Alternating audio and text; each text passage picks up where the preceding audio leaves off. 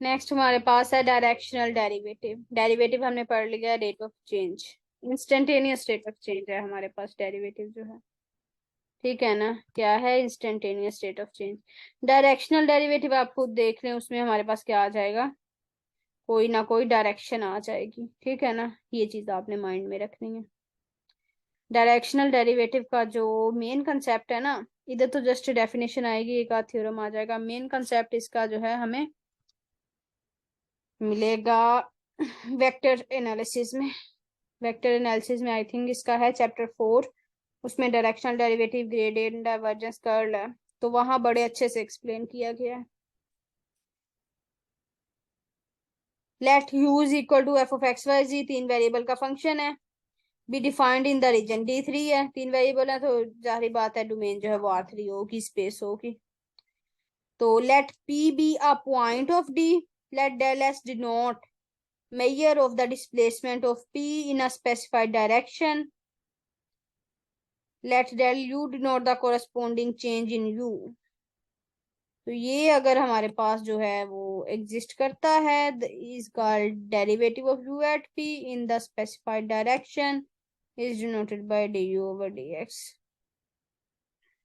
कुछ नहीं समझ आई? देखें, 3 वेरिएबल का फंक्शन है, P हमने पॉइंट लिया, उसकी डोमेन का कोई भी पॉइंट लिया, और डेल S जो है वो क्या डिनोट कर रहा है, डिस्प्लेसमेंट P का स्पेसिफाइड डायरेक्शन में। जहां P है ना हमारे पास, उस डायरेक्शन में हमें क्या कर रहा है, चेंज दे रहा है। उस डायरेक्शन P की डायरेक्शन में हमें डिस्प्लेसमेंट दे रहा है। क्या दे रहा है? डेल S जो है, डेल S हमें P की डायरेक्शन में डिस्प्लेसमेंट दे रहा है। तो इसी तरह अगर थोड़ा सा भी उसमें चेंज आया तो फंक्शन में भी चेंज आएगा, उसको हम क्या कहते हैं, डेल यू। तो ये लिमिट हमने ली, del u, limit del s approaches to 0, del u over del s. अगर ये एग्जिस्ट करती है तो इसको हम बोलते हैं derivative of U at P. P पे डेरिवेटिव है, और ये जो है वो स्पेसिफाइड डायरेक्शन में डेरिवेटिव होता है। स्पेसिफाइड डायरेक्शन में क्यों है, आप देख लें कि पी जो है हमने क्या लिया, स्पेसिफाइड डायरेक्शन में लिया, तो इसको हम बोलते हैं डायरेक्शनल डेरिवेटिव। ठीक है, फिर डायरेक्शनल डेरिवेटिव के बाद जो अगला टॉपिक है ना वेक्टर एनालिसिस में, वो है नॉर्मल डेरिवेटिव। फिर हम डायरेक्शन नॉर्मल ले लेते हैं। डायरेक्शनल, ये डायरेक्शनल डेरिवेटिव जो है इसमें हम एनी डायरेक्शन में ले सकते हैं। ठीक है ना, ये डेरिवेटिव की आप आगे समझ लेंगे थोड़ी बहुत, जो एग्जाम हो जाती है, टाइप्स हो जाती हैं डेरिवेटिव। फिर उसके बाद हम डायरेक्शनल डेरिवेटिव, फिर उसके बाद जो है वो क्या है, नॉर्मल डेरिवेटिव, ये सारी इसमें आ जाती हैं।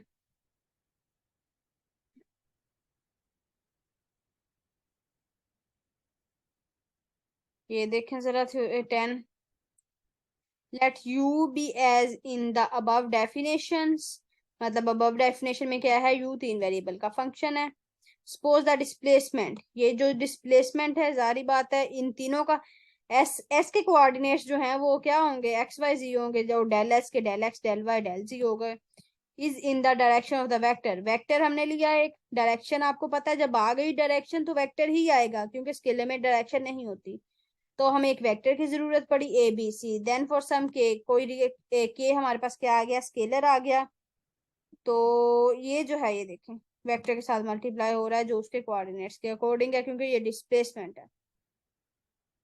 तो ये इन्होंने बता दिया जैसे कंपैरिजन करके कि डेल एक्स जो है वो के ए, डेल वाई के बी, और डेल जी के सी के बराबर है। सिंपल ये चीज है। डायरेक्शनल डेरिवेटिव में हम कोई भी पॉइंट लेते हैं डोमेन में, हम उसकी डायरेक्शन में जो है वो instantaneous rate of change find करते हैं। जब हम उसकी डायरेक्शन में instantaneous rate of change find करते हैं तो उसके लिए हमें एक पॉइंट की जरूरत पड़ती है। उस पॉइंट में चेंज आता है जो डिस्प्लेसमेंट में, वो लेते हैं। वो डायरेक्शन ले रहे हैं तो डायरेक्शन लाजमी बात है वहां कोई वेक्टर एग्जिस्ट करेगा। ठीक है, तो सिंपल आपने इतना याद रखना है, डायरेक्शनल डेरिवेटिव में हम डेरिवेटिव फाइंड करते हैं किसी स्पेसिफिक डायरेक्शन में।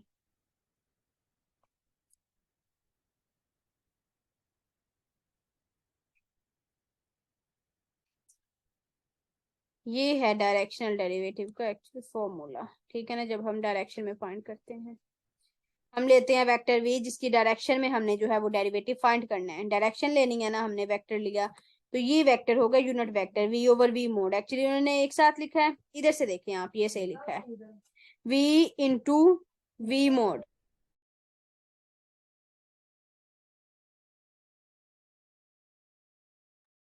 v into gradient u।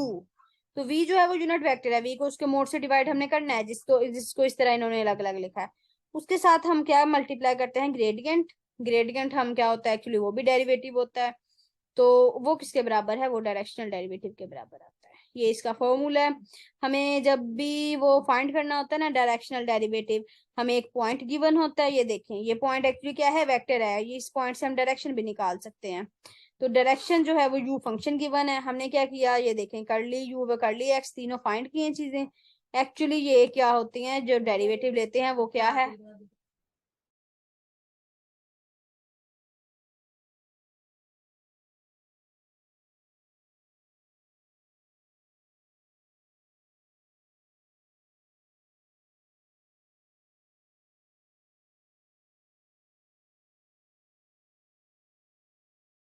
ये जो है पॉइंट हमें गिवन है। इस पॉइंट से हम क्या करेंगे, वेक्टर बना लें। ये वेक्टर आ गया, ठीक है हमारे पास।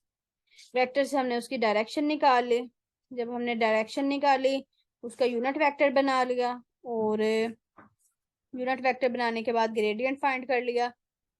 डेरिवेटिव लेके उसमें जो पॉइंट पुट किया तो ग्रेडियंट आ गया, ठीक है। वेक्टर जो है ओरिजिन से हमने लेना है, ओरिजिन से लेना है तो हमें पॉइंट गिवन है। ओरिजिन से उस वेक्टर तक हमें डिस्टेंस खुद निकालना है। ये डिस्टेंस हमने खुद निकाला है, ठीक है। ये हमारे पास बना वेक्टर। इसको हमने पहले अगर नॉर्मलाइज कर लें तो भी बेस्ट है। हम अगर बाद में इसका यूनिट वेक्टर बनाइए, जिस तरह इन्होंने क्या किया, मोड से डिवाइड किया है यूनिट वेक्टर बनाने के लिए, वो भी ठीक है। तो इधर से हम क्या करते हैं, डायरेक्शनल डेरिवेटिव इजीली फाइंड कर लेते हैं।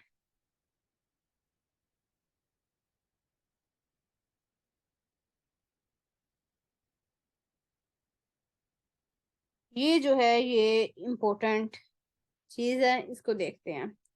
Note, comparison of the various directional derivative of u at the particular point p leads to the question. उन्होंने कहा इससे हमारे पास क्या क्वेश्चन आता है कि हम डिफरेंट डायरेक्शन में जब डायरेक्शनल डेरिवेटिव फाइंड करते हैं, इन व्हाट डायरेक्शन और directions does u changes most rapidly. तो हमारे पास बहुत ज्यादा डायरेक्शन आ जाती है। मैंने कहा है डायरेक्शनल डेरिवेटिव में आर्बिट्रेरी डायरेक्शन होती है, किसी भी डायरेक्शन में हम डेरिवेटिव फाइंड कर सकते हैं। तो उन्होंने कहा है यहाँ से हमारे पास क्वेश्चन क्या आता है कि किस डायरेक्शन में हमारा फंक्शन u जो है वो बहुत जल्दी से मोस्ट रैपिडली किस डायरेक्शन में चेंज हो रहा है, एंड इन व्हाट डायरेक्शन, और किस डायरेक्शन में u does not change at all. और ऐसी डायरेक्शन भी फाइंड करने को कह देते हैं कि जहां पे हमारा फंक्शन बिल्कुल चेंज नहीं हो रहा। बातें तो दो ही है ना। हमने डायरेक्शनल डेरिवेटिव फाइंड किया। डायरेक्शनल डेरिवेटिव एक्चुअली क्या है, चेंज है किसी स्पेसिफिक डायरेक्शन में, ठीक है। तो जब चेंज है किसी स्पेसिफिक डायरेक्शन में, तो दो क्वेश्चन उधर से अराइज होते हैं कि हमारा फंक्शन किस डायरेक्शन में ज्यादा चेंज हो रहा है और किस डायरेक्शन में उस पर कोई फर्क नहीं पड़ रहा, ठीक है। तो ये हमारे पास डायरेक्शनल डेरिवेटिव का फॉर्मूला है, ठीक है। जब हमने ये, आप ये देखें, ये क्या है हमारे पास, डॉट प्रोडक्ट, ठीक है ना, डॉट प्रोडक्ट है। हमने इसको देखना है डॉट प्रोडक्ट कब मैक्सिमम होता है, कब मिनिमम होता है। आप देखें v ओवर v मोड हमारे पास क्या है, यूनिट वेक्टर है। यूनिट वेक्टर का मोड तो हो जाता है 1, उसकी एब्सोल्यूट वैल्यू क्या आ जाती है 1, इसीलिए उसको यूनिट वेक्टर बोलते हैं। उसके बाद बचा ग्रेडियंट u। ग्रेडियंट u आ गया p पे, उस पॉइंट पे हमने फाइंड करना है, उसका हमने ले लेना है मॉडुलस। उसके बाद आ गया साथ कोस थीटा। अब हमने कोस की वैल्यू पे डिपेंड करता है कि कोस 90 आएगा तो क्या आ जाएगा, 0। इसका मतलब ये सारे क्या हो गई, 0, चेंज सारी 0 हो गई। जब 0 हो गई तो उसकी डायरेक्शन में कोई चेंज नहीं आ रहा। और जब कोस मैक्सिमम वैल्यू देगा तब हमारे पास वो डायरेक्शन मैक्सिमम होगी।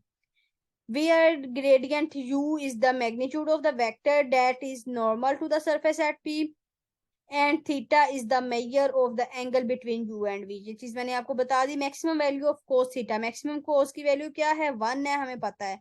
और 1 वैल्यू उसकी किस पे आती है, या तो 0 पे आती है, ठीक है ना। And so theta is 0, hence the directional derivative is greatest in the direction of gradient itself। जो ग्रेडियंट की डायरेक्शन होती है ना, उसी डायरेक्शन में हमारा डायरेक्शनल डेरिवेटिव मैक्सिमम होता है। जब आप देखें ये कोस थीटा, इसकी वैल्यू आप 1 पुट करेंगे, पीछे क्या बचेगा, ग्रेडियंट यू मोड। तो ग्रेडियंट ही आ गया ना, सिंपल। तो ग्रेडियंट की जो डायरेक्शन है उसी डायरेक्शन में हमारा फंक्शन मोस्टली चेंज हो रहा है, मोस्ट रैपिडली चेंज हो रहा है। And the magnitude of that the greatest directional derivative is the magnitude of the gradient vector. और अगर हमें कहा जाए उसका मैग्नीट्यूड फाइंड करें, जिस डायरेक्शन में ये चेंज हो रहा है, तो ये इसका मैग्नीट्यूड है, ठीक है ना। डायरेक्शन ग्रेडियंट की डायरेक्शन है। अगर डायरेक्शन पूछी जाए किस डायरेक्शन में मोस्ट रैपिडली चेंज होता है, तो वो डायरेक्शन ग्रेडियंट की डायरेक्शन है। अगर हमें कहा जाए जिस डायरेक्शन में चेंज हो रहा है उसका मॉडुलस बताएं, तब हम ग्रेडियंट का मॉडुलस निकाल देते हैं। उसके बाद है on the other hand cos theta is 0, जब कोस 0 दे किस पे देता है, 90 पे, π/2 पे। तो the direction of no change for U are the direction perpendicular to gradient U. तो वो डायरेक्शन जिसमें जो है कोई चेंज नहीं आ रहा, वो कौन सी डायरेक्शन है, जो हमारे ग्रेडियंट के परपेंडिकुलर डायरेक्शन आ जाएगी, उस डायरेक्शन को हम बोलेंगे इस डायरेक्शन में हमारा फंक्शन जो है वो बिल्कुल चेंज नहीं हो रहा, और इस डायरेक्शन को हम बोलते हैं, ये हमारे पास क्या है, इसमें हमारा फंक्शन, हमारा जो डायरेक्शनल डेरिवेटिव है वो बिल्कुल चेंज नहीं हो रहा। इधर से दो बहुत इंपॉर्टेंट एमसीक्यूज हैं जो मैंने आपको बहुत समझाने की कोशिश की है, वो आप नोट कर लें कि डायरेक्शनल डेरिवेटिव की मैक्सिमम डायरेक्शन किस डायरेक्शन में होती है, वो डायरेक्शन होती है ग्रेडियंट की, और किस डायरेक्शन में वो बिल्कुल चेंज नहीं होता, वो डायरेक्शन होती है जो ग्रेडियंट के परपेंडिकुलर डायरेक्शंस आ जाती हैं, ठीक है। ये चीज है, ये डायरेक्शनल डेरिवेटिव सारा इधर है एक्सरसाइज में।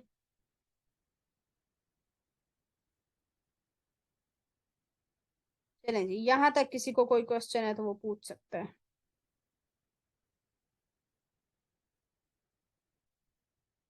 नेक्स्ट हमारे पास है tangent planes and normal lines, ठीक है ना। टेंजेंट प्लेन जहाँ आएगा वहां हम नॉर्मल लाइन ड्रा करते हैं। ये जो है वो अच्छे से हम डिफरेंशियल ज्योमेट्री में डिटेल से स्टडी करेंगे। टेंजेंट प्लेन, नॉर्मल प्लेन, एक और प्लेन होता है binormal plane, I think TNB frame जिसे हम बोलते हैं। तो उधर काफी डिटेल से ये चीज आएगी, इधर तो आई थिंक जस्ट डेफिनेशन वगैरह होगी थोड़ी बहुत। Consider a surface S defined by, ये सरफेस आ गई हमारे पास। Let P be a point of S, consider a curve P lying to S. इनको छोड़ेंगे सारा, इधर से देखें definition 11। Consider all curves through a point P on a surface S. एक पॉइंट पी है सरफेस एस पे, उधर से सारी कर्व को हमने क्या किया, कंसिडर कर लिया। The straight line perpendicular to all this curve, जितनी भी कर्व उधर से मतलब है ना, उन पे क्या लिए, एक स्ट्रेट लाइन जो क्या हो, उन सबके परपेंडिकुलर हो, उस लाइन को हम बोलते हैं, ये हमारे पास क्या है, नॉर्मल लाइन, ठीक है ना। और नॉर्मल लाइन कौन सी आती है, del F over del X कर ली, एफ ओवर कर ली एक्स, कर ली एफ ओवर कर ली वाई, कर ली एफ ओवर कर ली जी, are all continuous at p and not all of them are zero, then gradient of f at p is the normal vector। Actually उन्होंने कहने की कोशिश ये की है, जो ग्रेडियंट है वही क्या है, हमारे पास नॉर्मल वेक्टर होता है किसी भी सरफेस के पॉइंट पी पे, ठीक है। ये कहने की उन्होंने कोशिश की है कि हमने क्या ली, एक कर्व ली, उस कर्व पे एक पॉइंट लिया, उस पॉइंट पे हमने परपेंडिकुलर लाइन ली, स्ट्रेट लाइन ली, परपेंडिकुलर ली, और उस पॉइंट पे जो है अगर हम उस पॉइंट पे ग्रेडियंट लेते हैं तो वही नॉर्मल वेक्टर है, ठीक है। यही चीज उन्होंने बताई है। डेफिनेशन 12 देखें। The tangent plane to the surface S at the point P is the plane whose normal vector is gradient f। ऐसा प्लेन जिसका नॉर्मल वेक्टर हम ग्रेडियंट लेते हैं वो क्या होता है, उसको हम नाम देते हैं टेंजेंट प्लेन का, ठीक है। ऐसा प्लेन आप देखेंगे, एक चीज आप नोट करेंगे डिफरेंशियल ज्योमेट्री में, इधर थोड़ा सा मैं आपको हिंट देती हूँ। टेंजेंट प्लेन में नॉर्मल लाइन यूज होगी, नॉर्मल प्लेन में मुझे लगता बाई नॉर्मल लाइन यूज होती है, और एग्जैक्ट नहीं मुझे पता, जस्ट आपको आइडिया दे रही हूँ। और जो बाई नॉर्मल होता है उसमें I think tangent line use होती है इस तरह। तो मैंने भी इस तरह याद रखा था, टेंजेंट प्लेन है, लाइन कौन सी यूज हो रही है, नॉर्मल लाइन, ठीक है ना।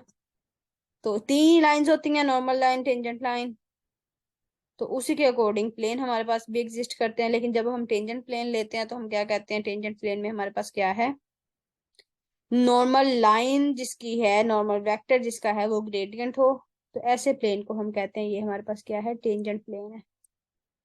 इसका उन्होंने कहा है फाइंड करें टेंजेंट की इक्वेशन, इक्वेशन ऑफ जो टेंजेंट है वो हम यूज करेंगे, इक्वेशन ऑफ टेंजेंट प्लेन। ये इन्होंने कहा find the equation of tangent plane, चीजें गिवन है, इक्वेशन ऑफ टेंजेंट प्लेन हमें पता है, हमने पढ़ी है। सेकेंड ईयर में 6 चैप्टर में। नेक्स्ट है एग्जाम्पल 14 देखें। Two surfaces are said to be orthogonal. दो सरफेसेस कब ऑर्थोगोनल होंगे किसी भी पॉइंट पे, अगर हम क्या करते हैं, हम उन दोनों सरफेसेस के नॉर्मल लेते हैं और वो नॉर्मल ऑर्थोगोनली एक दूसरे को इंटरसेक्ट करें। They are said to intersect orthogonally if they are orthogonal at every point common to them. हम क्या करते हैं, दो सरफेस लेते हैं, दोनों सरफेस के नॉर्मल ड्रा करते हैं, अगर वो दोनों नॉर्मल 90 के एंगल पे इंटरसेक्ट कर रहे हैं और दोगुनली इंटरसेक्ट कर रहे हैं, परपेंडिकुलरली इंटरसेक्ट कर रहे हैं, तो उसको हम बोलते हैं, ये हमारे पास क्या है, ये दोनों सरफेस जो हैं जिनके नॉर्मल और दोगुनली इंटरसेक्ट कर रहे हैं, ये दोनों सरफेस भी आपस में और दोगुनल है। ठीक है। सरफेसेस अगर ये देखें, दो सरफेसेस ली, एक ये एक ये, उनका ये रिलेशन लेना है। उनके लेने हैं हमने first derivative f of x, f of y, ये वाले जो हैं f of g. First order derivative f के भी लिए, फर्स्ट ऑर्डर डेरिवेटिव जी के भी लिए। हमने लेना है इनके डेरिवेटिव का, क्या लेना है, डॉट प्रोडक्ट। एक्चुअली आप देखें तो ये डॉट प्रोडक्ट का ही फॉर्मूला है, डॉट प्रोडक्ट का ओपन फॉर्मूला लिखा गया है। ठीक है ना। तो दोनों का डॉट प्रोडक्ट लेते हैं, तो अगर वो जीरो आ जाता है, जीरो आपको पता है तब आता है जब वो एंगल, उनका डॉट प्रोडक्ट कब जीरो होता है, जब उसका एंगल जो है वो 90 हो। डॉट में यूज होता है कोस, कोस जो होता है वो 90 पे जीरो होता है। तो एंगल हमने पहले कह दिया 90 होगा, इसीलिए उसका डॉट प्रोडक्ट जीरो आएगा, और हम कह सकेंगे ये क्या है, ये ऑर्थोगोनली इंटरसेक्ट कर रही हैं, तो ये ऑर्थोगोनल सरफेस है हमारे पास। ये आपने फॉर्मूला याद रखना है। जब दो सरफेस ऑर्थोगोनल हों तो उस उनका क्या रिलेशन होगा, कैसे प्रूव करेंगे, उसका ये रिलेशन है। ठीक है ना।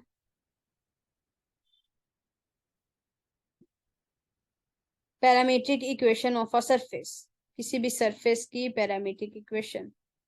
एक्चुअली ये क्या है, स्फेरिकल कोऑर्डिनेट्स हैं। ठीक है ना। हमने क्या लिया, एक स्फेयर लिया, उस स्फेयर के पैरामीट्रिक इक्वेशन हमने डिफाइन कर लिया, x is equal to a sine phi cos theta, a sine phi sine theta, a cos phi. इनकी रेस्ट्रिक्शंस ये हैं कि ये एक्चुअली थीटा फाई दोनों एंगल्स ही हैं, तो वो माइनस पाई से पाई है, वो जीरो से पाई है। ये चेंज भी हो जाती हैं, ये जो रेस्ट्रिक्शंस है ना, ये चेंज भी हो सकती हैं। लेकिन बात ये है कि एक की लेंथ पाई होती है, एक की लेंथ 2 पाई होती है, बस रिश्ता इनमें ये है। ठीक है ना। अब आप लेंथ खुद मैं आपको नोट करवाती हूँ, देखें। 0 से पाई इंटरवल क्या है, 0 से पाई, तो लेंथ देखें, पाई माइनस जीरो लेंथ होगी ना, पाई मतलब एक्सट्रीम बाउंड्री पॉइंट में से लोअर बाउंड्री पॉइंट जब माइनस किया तो पाई माइनस जीरो आ गया, तो लेंथ कितनी होगी, पाई। पाई की लेंथ हो गई पाई। इसकी लेंथ देखें थीटा की, pi minus minus pi, minus minus plus हो गया, पाई प्लस पाई, 2 पाई आ गई लेंथ। थीटा की लेंथ आ गई 2 पाई। अब इसकी 2 पाई है, इसकी पाई है। फाई की भी 2 पाई हो सकती है, फाई की 2 पाई होगी तो थीटा की पाई हो जाएगी, ये इनमें रिश्ता है। एक की 2 पाई होगी, एक की पाई होगी। इंटरवल चाहे जो मर्जी हो, इंटरवल की लेंथ देखनी है कि वो पाई है या 2 पाई है, दोनों की इस तरह रिलेशन होता है इनका। ठीक है।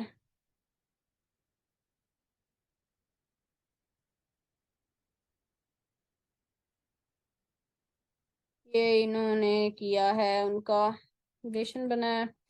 इसको इधर से रहने दें, इधर से आपको जो है वो डिटेल में समझ नहीं आने, छोड़ दें इधर से। वेक्टर में आपको अच्छे से उधर डिटेल में लिखा है क्या चीज है, पूछी गई।